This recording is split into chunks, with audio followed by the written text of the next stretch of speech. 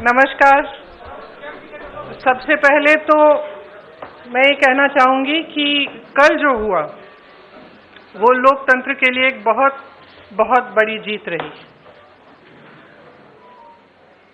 जो सरकार की साजिश थी संघीय ढांचे को बदलने की, लोकतंत्र को कमजोर करने की, उसको हराया गया, उसको रोका गया। ये संविधान की जीत थी, देश की जीत थी और विपक्ष की एकता की जीत थी।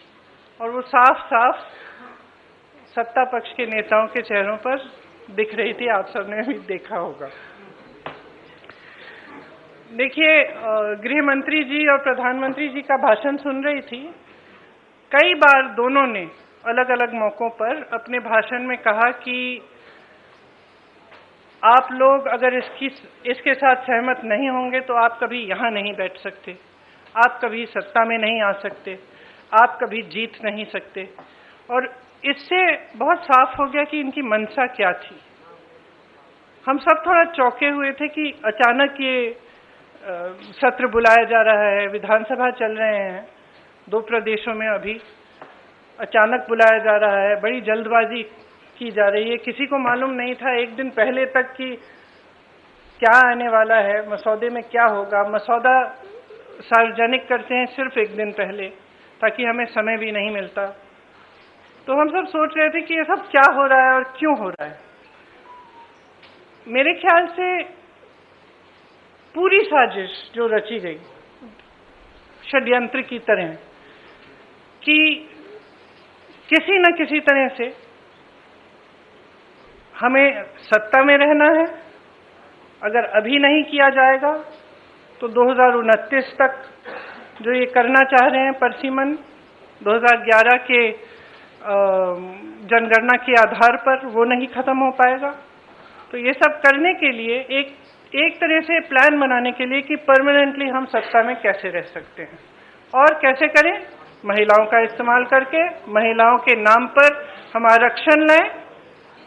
अगर ये लोग सहमत होंगे, पारित हो जाएगा तो एक तरफ हम ये कर लेंगे, दूसरी तरफ से हमें सारी स्वतंत्रता मिल जाएगी कि काट-पीट भी करिए सीटों में, किसी तरह से भी आप परिसीमन करा दीजिए। 2011 के जनगणना के आधार पर होगा तो जाति जनगणना का भी कोई उनको रिकॉग्निशन नहीं लेना पड़ेगा। तो ये साफ है कि उन्होंने सोचा चलो पारित हो जाएगा तो जीत, पारित नहीं होगा तो हम हर नेता के सामने बाकी पार्टियों को महिला विरोधी कहकर महिलाओं के मसीहा बन जाएंगे। तो आप महिला हैं, हम जानती हैं कि महिलाओं का मसीहा बनना इतना आसान नहीं है, करके दिखाना पड़ता है। एक इतिहास है, कांग्रेस पार्टी का एक इतिहास है, विपक्षी दलों का एक इतिहास है, भाजपा का इतिहास है महिलाओं के संदर्भ में। और वो इतिहास बहुत स्पष्ट है। आपके खड़े होने से सदन में उसका विपरीत कहने से कोई फर्क नहीं पड़ता। महिलाएं देख रही हैं, उन्नाव को देखा, हाथरस को देखा, ओलंपिक की खिलाड़ियों को देखा, यहीं दिल्ली में सड़क पर बैठी थी, किसने पूछा उनको? मणिपुर में महिलाओं को देखा, किसने पूछा? और आज आप संसद में खड़े होकर कह रहे हैं हम मसीहा बनना चाहते हैं महिलाओं के। तो ये बहुत स्पष्ट है कि ये महिला आरक्षण बिल की बात नहीं थी, ये परिसीमन की बात थी। और परिसीमन इनको इस आधार पर करना था जिसमें इन्हें जाति के आंकड़े नहीं देखने की जरूरत होती और अपनी मनमानी करने की पूरी स्वतंत्रता मिलती। तो ये बिल्कुल मुमकिन ही नहीं था कि विपक्ष उनका साथ दे। और मैं बहुत खुश हूं कि आप सबने, देश ने देखा कि जब विपक्ष एकजुट हो जाता है तो किस तरह से इनको हराया जाता है। किसी ने मुझे पूछा आते हुए कि ब्लैक डे है, आप ये सरकार कह रहे हैं कि ब्लैक डे है। ब्लैक डे इनके लिए इसलिए है क्योंकि पहली बार इनको धक्का लगा जो लगना चाहिए था। आज की महिलाओं की समस्याएं बहुत ज्यादा बढ़ रही हैं, संघर्ष बढ़ रहा है। बेवकूफ नहीं है महिलाएं, सब कुछ देख रही हैं। वो पीआर, मीडियाबाजी वो अब नहीं चलेगी।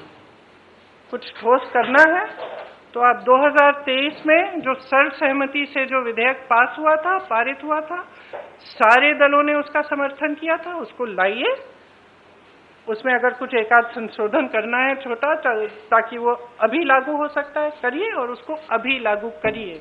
महिलाओं को हक दीजिए, अभी दीजिए, लेकिन उसको आप घुमाकर और दूसरी चीजों के साथ उसको अटैच करके आप गुमराह करने की कोशिश मत करिए। सीधी सी बात है, इसको अभी करिए, हम सब तैयार हैं। अब आप पूछिए। मेरा सवाल आपसे ये है, जब ये बिल गिरा उसके बाद, मेरा सवाल आपसे ये है कि जब ये बिल गिरा उसके बाद लगातार सरकार की तरफ से कहा जा रहा है कि राहुल गांधी ने फ्लोर ऑफ द हाउस में बोला कि बिल पास करना है तो मौजूदा परिस्थिति में 1 सेकंड में आप मौजूदा सीट पर पास कर दीजिए 543 पे।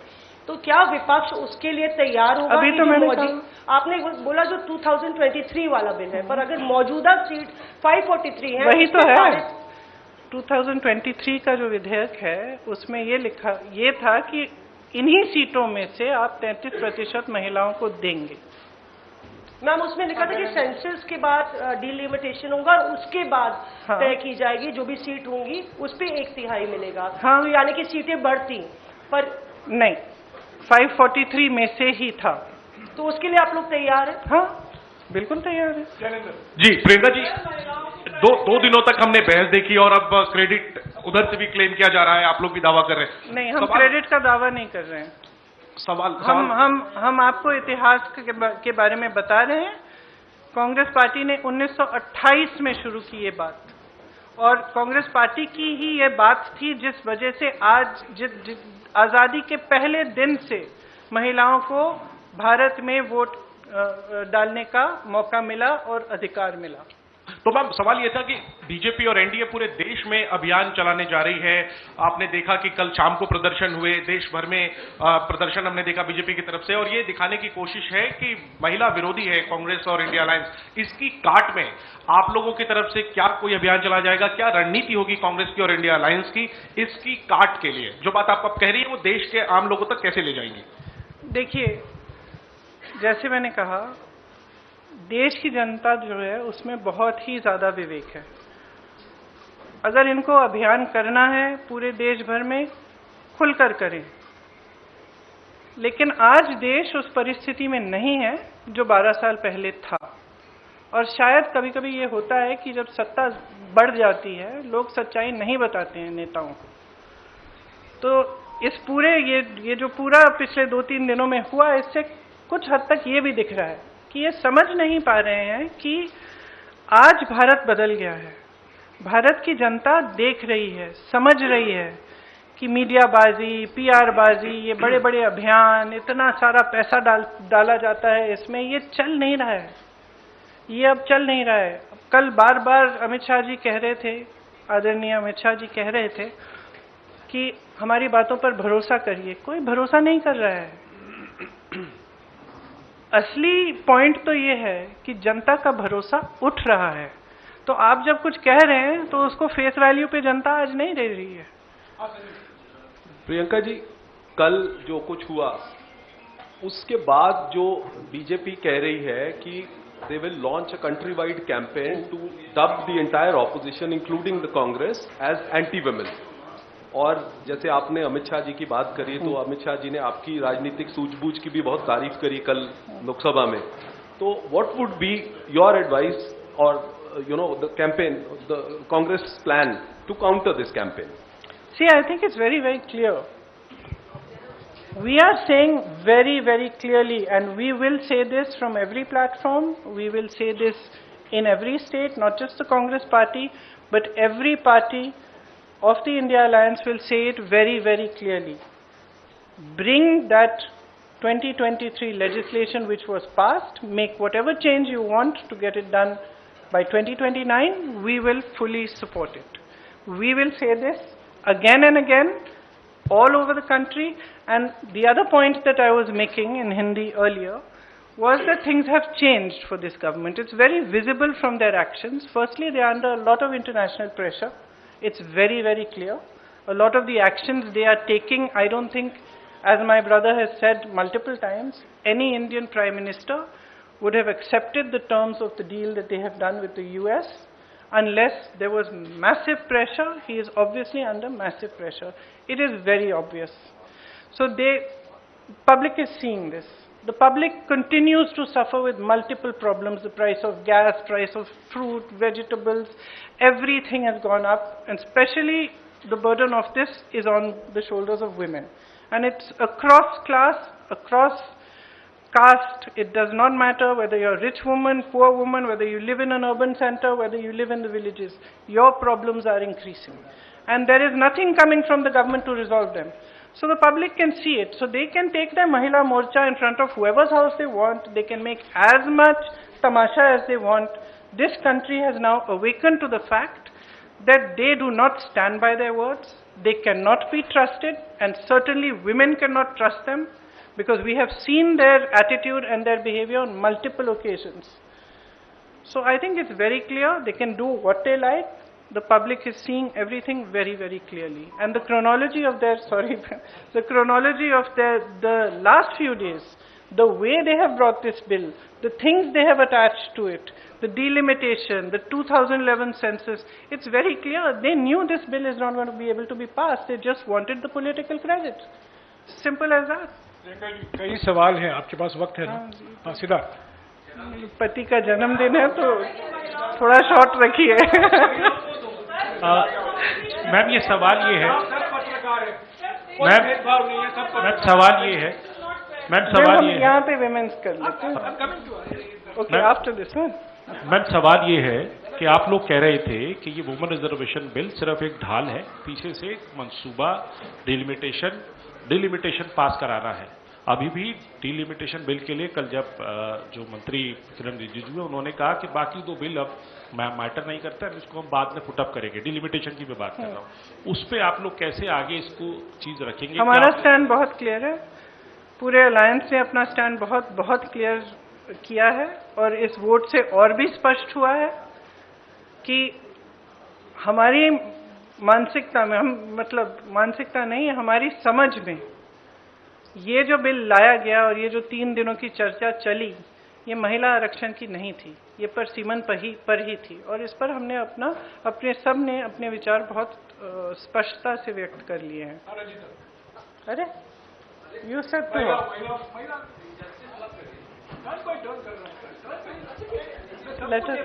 मैम, सर महिला ही है इधर भी, वो भी और मैं भी। मैम आपने 543 सीटों की, आपने कहा कि 543 मौजूदा सीटों पर सरकार दे दे, तो ओबीसी का उसमें प्रावधान नहीं है, एससी एसटी का तो है, तो क्या उसके लिए भी अगर आप नहीं, उसमें उचित प्रावधान बनाया जा सकता है, क्यों नहीं बनाया जा सकता? और दूसरा मैम, सरकार के नैरेटिव को काउंटर करने के लिए, क्योंकि सरकार कह रही है कि हम सड़क पर जाएंगे, संसद से सड़क तक की लड़ाई लड़ेंगे, तो क्या कांग्रेस का भी कोई ऐसा थॉट प्रोसेस है कि हम भी सड़क पर जाएं, और अगर जाएंगे तो क्या कोई रूपरेखा? इन्होंने ये पूरा प्लान पहले से बनाया था, शायद ये भी इस प्लान का हिस्सा था। कल हमने इनको डिफीट किया है पार्लियामेंट में, हम आज बैठ के हम भी सोचेंगे कि हमें क्या करना है, और जरूर करेंगे कुछ। हाँ, प्रियंका जी, सरकार कह रही है कि आप महिला विरोधी हैं, आप कह रहे हैं कि 543 सीटों पर 543 सीटों पर 33%। मैंने तो लड़की हूँ, लड़ सकती हूँ, किया 40% महिलाओं को उत्तर प्रदेश में लड़ाया, वो अलग बात है कि एक ही जीती उसमें से, वो अलग बात है, लेकिन एक निजाम आपने सेट किया। लेकिन यही सवाल था मेरा कि लड़ाई अपनी जगह है, क्या देश की सबसे पुरानी पार्टी ये कानून लागू हो या ना हो, सबसे पहले ये कर सकती है, ये ऐलान कर सकती है कांग्रेस की आने वाले चुनाव में हम बिना कानून के आए हुए 33% आरक्षण महिलाओं को दे देंगे? देखिए, हमारी आशा ये है कि आने वाले चुनाव में वैसे भी 33% महिलाएं चुनाव लड़ेंगी, और हम कह रहे हैं बार बार, विधेयक लाइए, दोबारा से लाइए, हम उसको पास करेंगे, पारित करेंगे आपके साथ। Today the opposition is planning to write a letter to Prime Minister Narendra Modi for the implementation of this bill. But are you also going to mention about the OBC quota, because already for SC/ST there is a provision which has been passed, and for Muslim reservation also it was being demanded by the Samajwadi Party. Are you also going to support that in this particular letter? Look, the OBC quota, I think almost every speaker from the opposition has referred to it. We are all saying that if there are women's reservations, just like there will be 1/3 reservations in the ST and the SC, there has to be a OBC reservation which is commensurate to the number. That's it. You're saying it again. Priyanka ji पूछ रहे हैं, कुछ पूछ रहे हैं। प्रियंका जी मेरा नाम, एक मिनट, इन्होंने शुरू कर लिया था। प्रियंका जी मेरा नाम पूनम है और मैं अमर उजाला से जीत हूँ। गई। प्रियंका जी मेरा सवाल ये है कि परिसीमन 2026 तक फ्रीज था, अब वो परिसीमन खुला है। आपने कल कहा कि महिला संशोधन विधेयक इसलिए नहीं लाया गया कि परिसीमन मनमाना था, अब परिसीमन होना है, तो कांग्रेस की दृष्टि में वो परिसीमन किस प्रारूप में होना चाहिए और उसके लिए क्या कुछ कांग्रेस की मांग रहेगी? हमने बार बार कहा है कि परिसीमन परिसीमन से पहले जातीय जनगणना होनी चाहिए, उसके आधार पर होना चाहिए। देखिए, ये परिसीमन आयोग बनाना चाहते हैं जिसमें 3 जने अपने लगाएंगे, जैसे इन्होंने बाकी सारे आयोग बनाए हैं और सबको कैप्चर किया है। तो हम भरोसा कैसे करें? आपने देखा परिसीमन में इन्होंने असम में क्या किया है और JNK में क्या किया है। विपक्षी दलों के नेताओं की सीटों का विभाजन, अपनी मनमानी से काट-पीट। JNK में कुछ सीट ऐसी हैं जहां एक जगह एक हिस्सा इधर है, एक हिस्सा उधर है, सिर्फ अपनी सत्ता बनाए रखने के लिए। कौन भरोसा कर सकता है? जनता भरोसा नहीं कर रही है। आप कह रहे हैं कि हम भरोसा करें उनकी।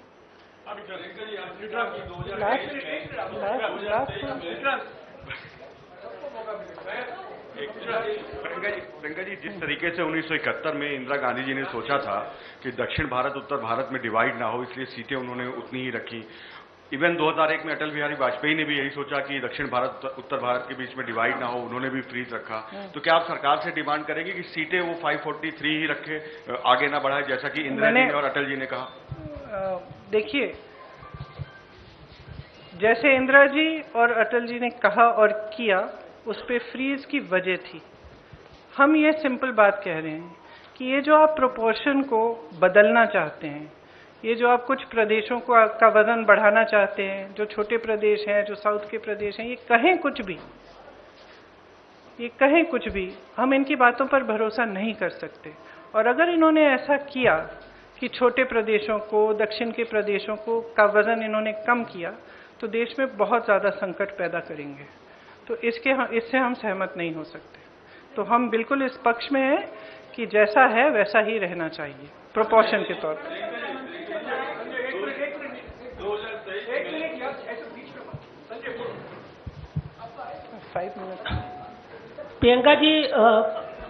प्रियंका जी आपने कहा और विपक्ष लगातार कहता रहा है कि लोकतंत्र जो है वो खतरे में है। आपको नहीं लगता? मैं आपसे सवाल कर रहा हूं कि 2 साल पहले विपक्ष की एकता दिखी थी संसद में और 2 साल के बाद वो लगातार डवाडोल दिखी, इस बार फिर दिखी है। तो क्या आपको नहीं लगता है कि विपक्ष को भी अपनी एक जिम्मेदारी निभानी होगी कि ये जो डवाडोल रहती है उनकी स्थिति, एक मंच पे आते हैं एक वक्त में और फिर वो अपने अपने अंतर विरोधों में जो है वो फंस जाते हैं। तो क्या ये अंतर विरोध से उभरने का ये डिफाइनिंग मोमेंट माना जाए? सबसे पहले तो मुझे लगता है कि इसको ऐसा माना जाना चाहिए। दूसरा, देखिए, विपक्ष जो है उसमें बहुत सारे दल हैं। कुछ प्रदेश हैं जिसमें हम एक दूसरे से के खिलाफ भी चुनाव लड़ते हैं, लेकिन अगर आपने देखा होगा जब जरूरत पड़ती है तो हमारी एकजुटता पे कोई उंगली नहीं उठा सकता। कल आपने देखा हमारी एकजुटता कितनी मजबूत है। तो मैं इससे सहमत नहीं हो सकती कि डवाडोल है हमारी एकता। Answered, but related to this only, that do you think for the elections in states or at the center, this unity will be seen in future? As you've just mentioned that this unity has only been able to defeat this government. I think there are certain factors which are coming together at this point in India's history. As I said, one is the international pressure on the government, which is very visible by the actions they are taking, which are not necessarily in the interest of the nation. In fact, many of them are not. There is more stress on people. Prices are rising. Other factors are coming into play. Prices are rising immensely. Difficulties are becoming greater. And I think that at this time, the opposition has shown its unity. It's not just the fact that we are united as an opposition, it is also the fact that there is a mood amongst people. They are fed up of lies, they are fed up of all this, I'm sorry to say, but they see through also, I'm sorry to say, but a lot of the sort of media propaganda. They see through that as well. They are looking more towards finding out the truth. And I think the opposition, in the actions that we took yesterday in Parliament, we have stood for the truth, we have stood for the Constitution, we have stood for the nation, and we have stood as one. I think that this is a moment that we should all recognize. We all saw the faces of the bigger leaders of the BJP in Parliament. It was very clear from their expressions that this was a shock to them and that they were defeated for perhaps the first time in these 12 years. I think we should all accept that from now on, we fight harder, we stand together, and hopefully we will be able to push through much more than we did before. Priyanka ji, आपने कहा कि 2023 का जो bill है, उस bill को अगर लाया जाए तो हम उसका समर्थन करेंगे, लेकिन उसमें महिलाओं का सीट कौन सा हो, इसका निर्धारण कैसे होगा? इसकी कोई सलाह है आपके पास? अब ये देखिए, जो निर्धारण करेंगे वही ये अपने आप ये प्रयास करेंगे। इनमें इसमें मैं सलाह क्या दूंगी उनको? एक मिनट यार, एक मिनट। मैम, अमित शाह कह रहे हैं कि हम पे भरोसा कीजिए। मोदी जी कह रहे हैं कि मैं ओबीसी और अपने गरीब वर्ग से आता हूं, जब हकीकत है कि देश की आबादी आज भी एससी, एसटी, ओबीसी बहुत ज्यादा है। ये कह रहे हैं कि ब्लैक डे है। मैं कह रहा हूं, क्या उन महिलाओं के साथ ये धोखा नहीं था, जिन महिलाओं को एससी, एसटी, ओबीसी का रिजर्वेशन नहीं मिलता, क्यों कास्ट सेंसस से बच रहे हैं? वही तो मैं कह रही हूँ पिछले आधे घंटे से, धोखा ही था। Amit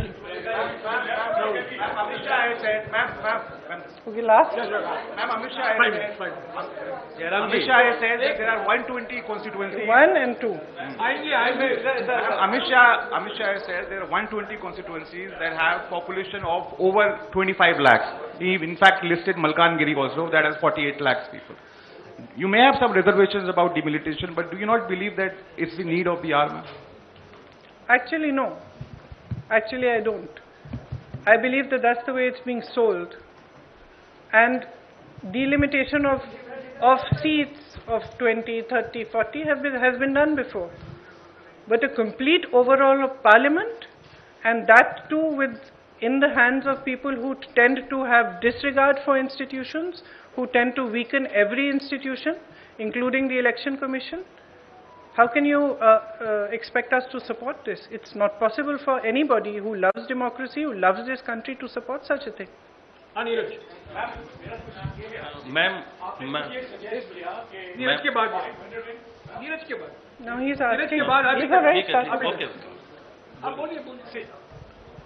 आपने खुद सजेस्ट किया अभी कि ये परिसीमन था, दरअसल ये महिला आरक्षण के लिए नहीं था।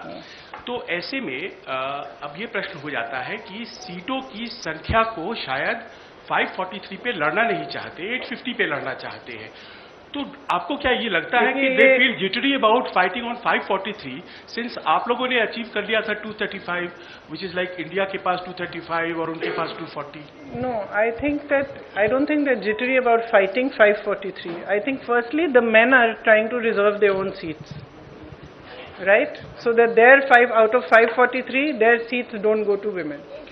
Ma'am, Possible, yes. After all, we are living in a patriarchy. Ma'am, So firstly, there's that issue. Secondly, as I said, we cannot trust them with delimitation because their attempt that we have seen in Assam and in J&K has been it's been completely designed in a way that they should win, designed in a way that it benefits them. So how can we trust them with that? Ma'am, Neeraj news 18 India से हूँ। कांग्रेस के आकलन में आप लोग को क्या लगता है कि नंबर सरकार के पास नहीं थे, क्योंकि 2/3 बहुमत जरूरी था सदन के अंदर? ऐसे में क्या वजह थी? सरकार का मुख्य मकसद क्या रहा होगा इस बिल को लाने का? मेरे ख्याल से मुख्य मकसद यही था कि हम कुछ ऐसा करें कि हमें महिलाओं के मसीहा बन जाए। अगर हम बिल पारित नहीं होता है तो हम घर घर जाके कहेंगे कि ये महिला विरोधी है।